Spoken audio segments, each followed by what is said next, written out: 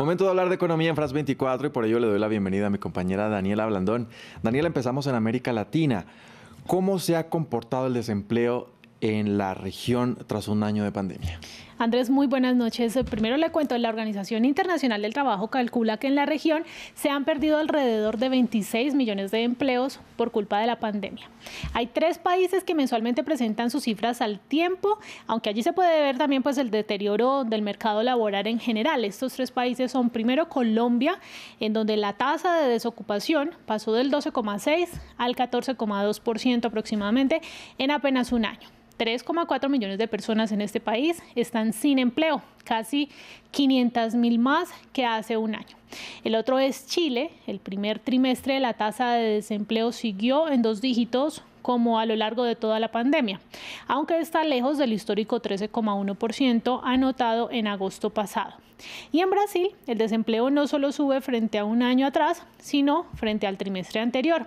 El 14,4% de la población no tenía trabajo al cierre de febrero. Estos son unas 14,4 millones de personas.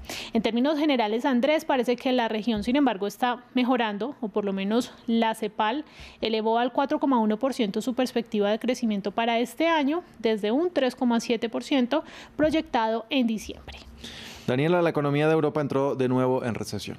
Sí, señor, el Producto Interno Bruto de los 27 países de la Unión Europea cayó 1,7% anualizado en el primer trimestre frente al trimestre del año anterior, debido a los lentos lanzamientos de vacunas y a los bloqueos prolongados. De esta manera, la región queda todavía más rezagada con respecto a otros pilares de la economía mundial, que sí vieron crecimientos vertiginosos en el primer trimestre comparado con el año pasado, cuando apenas estaba iniciando la pandemia. Estamos hablando de China, que creció un 18,3%, y Estados Unidos, que acaba de revelar que lo hizo en 6,4%. Los países a los que peor les fue en el primer trimestre en la eurozona frente al mismo trimestre del año pasado fue Portugal, España y Austria, y la sorpresa positiva vino por el lado de Francia. Daniela, vamos a hablar de Bolivia porque acordaron el aumento del salario mínimo. El gobierno de Luis Arce y los dirigentes de la Central Obrera Boliviana acordaron subir un 2% el salario mínimo nacional, lejos, sin embargo, del 5% que pedían estos últimos. Al mismo tiempo, decidieron que no habrá incremento del sueldo básico de contratación, que es el salario de prestación de servicios.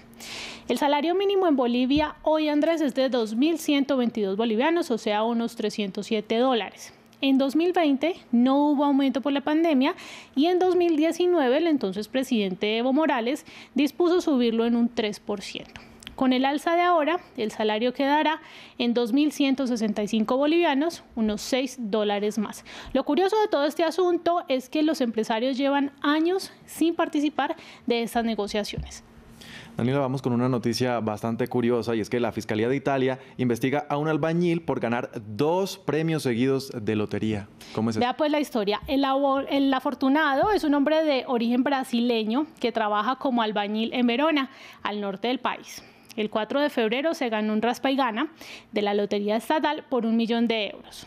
Pero despertó sospecha cuando la suerte lo volvió a acariciar 20 días después, esta vez por €2 millones.